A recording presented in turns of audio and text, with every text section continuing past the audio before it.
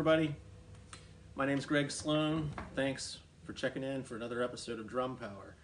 I'm coming to you from my teaching facility just outside of Cincinnati, Ohio. And I've been away for a couple of weeks. I've been really busy in the recording studio and stuff like that, so I'm sorry about that, but I do have a chance to do a quick video right now. A lot of my students have been asking me about what my drumming influences have been growing up as a musician. And so I thought I would do a video talking about that briefly. And you know, you're on YouTube here, so it's a great chance for you to just search some of these names that I'm throwing out and you know, check some of these drummers out. All of them were huge influences on me in my playing, and so I'll just start from the top. I first really got interested in this instrument when I was about 4 or 5 years old, and the first drummer that really influenced me heavily was a guy by the name of Criss. And I know most of you have heard of him. For those of you that have not, he was the drummer, the original drummer for the rock band Kiss. And I was, again, probably around 5 years old when I first discovered that band. And I had 3 uncles that were just a little bit older than me, say 5 to 8 years older between those 3 uncles. And so they were, you know, preteen, early teenage, and they were, you know, listening to Kiss and REO Speedwagon and Led Zeppelin and bands like that. And so I remember going to their house and just looking on their walls and seeing posters of this band Kiss, and I was like, wow, I want to check this out. So I put some records on and I was listening to it, and I really got interested and inspired by what I was hearing. And not to mention, they just looked crazy, especially when you're a 5-year-old kid. So I remember him being the very first influence on me, just making me want to pick up sticks and play the instrument.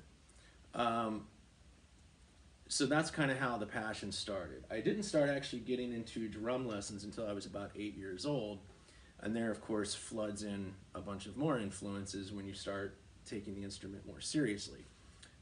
So that first major influence, of course, being my drum instructor, a man by the name of Don Gauk Sr.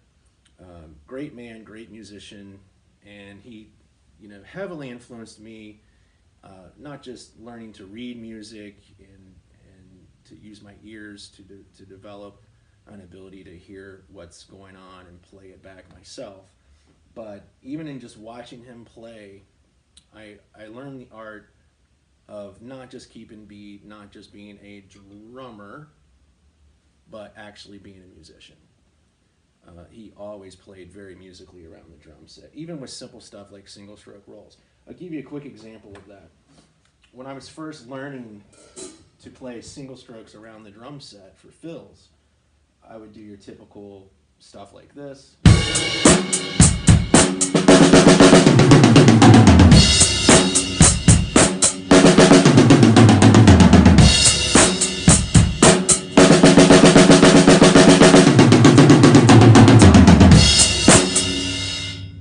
That kind of thing, where it sounds fine, you're learning to keep time, and you're playing your beat, and you're just, you know, playing a fill around the drum set. But with Don, what I noticed right away was his use of dynamics and making this much more musical. So when he moved his single stroke around the drums, he sounded more like this.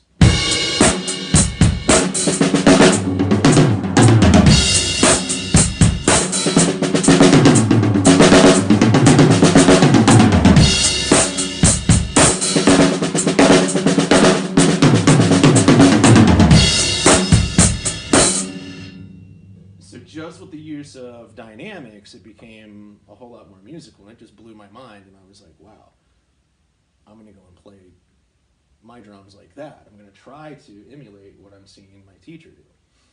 So he was a huge influence.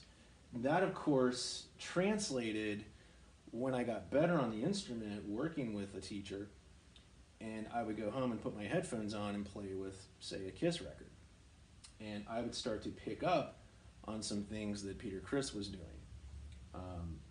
And again, Peter, you know, was not a flashy drummer, what a lot of people would consider, you know, one of the better drummers, but he was just like my first influence that made me interested in playing the instrument. And he was a very creative player if you listen to the early records. Now I know it's been documented, it's been proven to be fact that later in his years with Kiss, before he, you know, first was out of the band, they had Anton Fig, I believe, and maybe even some other drummers come in and record some stuff in the studio for Peter. But in some of their early stuff, take a song like Dr. Love. Okay, so look up Kiss Dr. Love if you've never heard it. Find the original recording, which I think is off of the Rock and Roll Over album from like 1976. But the drum beat he plays on that really influenced me early on when I was like 8, 9 years old. And it's this kind of groove here.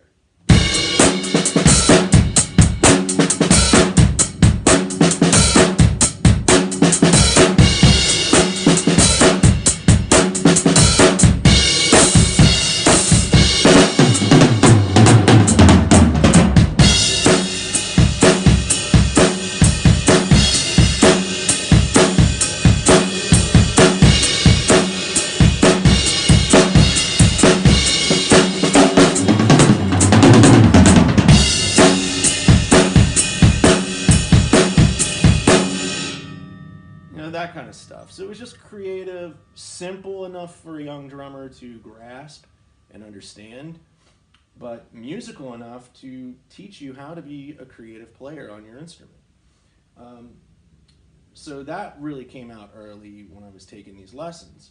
Another thing that I got with my lessons from Don Gauck Sr., I got a big influence from a drummer named Carmine Appice.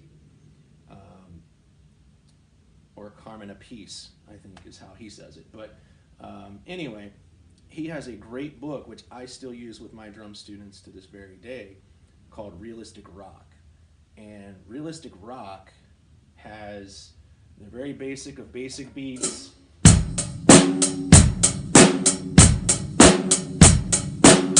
you know, all the way up to like inverted paradiddle phrases.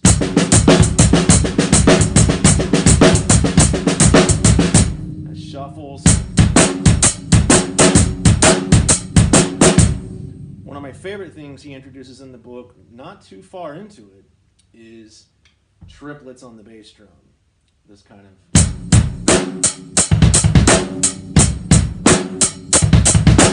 that kind of development, and that was a huge influence on me.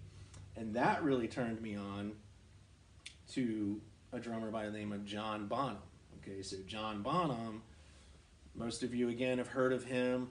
I came into him later. I was probably already playing for a couple of years, and when I started working on these bass drum triplets, my teacher was like, you need to listen to John Bonham from Led Zeppelin. So I started getting into Led Zeppelin and John Bonham's drumming.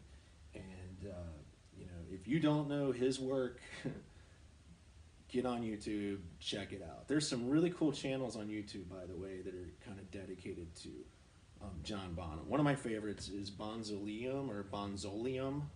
Don't know how he pronounces it, but it's a guy in Chicago, and he does a great job. He's just a really cool guy, and he takes his time and explains as best he can what he knows about, you know, whatever, you know, John Bonham was playing, or even what cymbals he was using, or how they recorded records. You know, he's really, really into John Bonham, and I really enjoy watching his stuff. So check that out.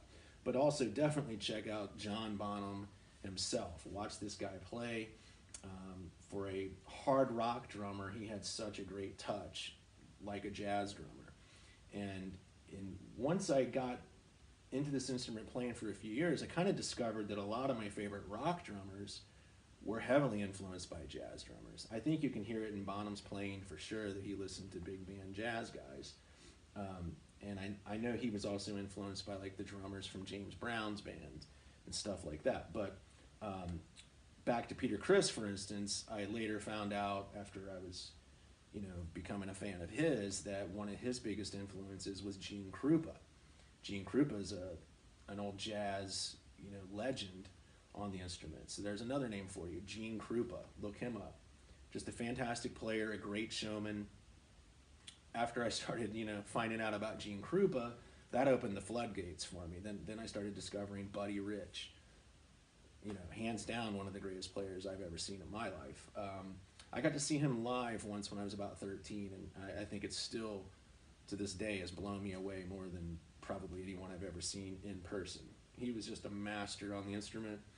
If you've never seen Buddy Rich, search him as soon as you're done watching this video. Buddy Rich is phenomenal. Other drummers I got into at that time, I just started listening to music a lot, playing with music a lot. Alex Van Halen from Van Halen, great drummer. He's the first guy that got me interested in playing double pedal stuff. Of course, the famous "Hot for Teacher" intro. That's a great song. If you haven't heard that, look it up. Van Halen, "Hot for Teacher." Listen to Alex Van Halen. Other drummers I loved back when I was learning, Stewart Copeland from the Police. His sound, he cranked his snare drum so tight that it sounded like it was going to break every time he hit it. I loved his recording sound for that band, for the Police. And he had a really cool style about him. He was kind of like, a reggae-style influenced drummer, but playing like punk. So he was like a punk reggae rock drummer, and from what I was hearing at the time anyway. But he's an outstanding talent. Look up Stewart Copeland. I later discovered guys like Dave Weckl, Vinnie Colaiuta. I remember listening to Frank Zappa's double CD, Joe's Garage, and Vinnie just, he blows your mind with some of that stuff. So many of these great players influenced my drumming, and I know it's funny to say, but it's like everyone you see, you're going to take something from them, whether you intentionally do it or not. So I've seen a lot of bands live. I've toured and played, a lot of shows with a lot of bands. I've recorded with a lot of great musicians. And even influencing my drumming didn't just come from other drummers I was meeting doing this for a living, which it's certainly I have been influenced by those people. But just other musicians that I've worked with and some of the great bands that I've played in, writing and recording original songs. Just when you're in a band and you're creating a song and you're in the rehearsal space and you're playing your part, and the bass player or the guitar player says to you, "I love what you're playing. Can you add a ride cymbal to that? Or can you add a China cymbal to that? Keep everything you've got, but can you add this?" And it really challenges you to figure out, how do I accomplish that? How do I keep this same rhythm going that I'm doing and add other things to it? And just from me playing with other musicians that would challenge me in that way, they would say, I love this, but can you, maybe don't use the hi-hat, use the toms, and it would make me create stuff that I never really would have done on my own without somebody, either someone in the band or a producer. Maybe, they hear an idea and they throw it out to you and see if you can come up with something. But anyway, there you have it. There's just a few names for you.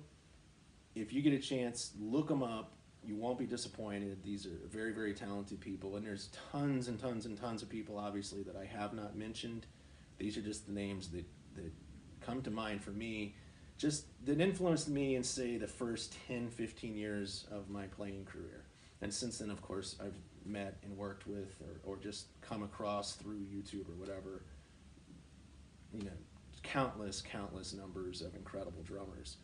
So it's a never-ending. Anyone that says they've mastered the drum, it's like the drum set. It's like I say, you've mastered it, but you're continuing to learn the art of mastery. Because you're never really going to be done learning any instrument if you're open-minded. You're always going to be influenced by something new. So anyway, I hope that gives you some people to check out. Good luck with your drumming, and we'll see you next time.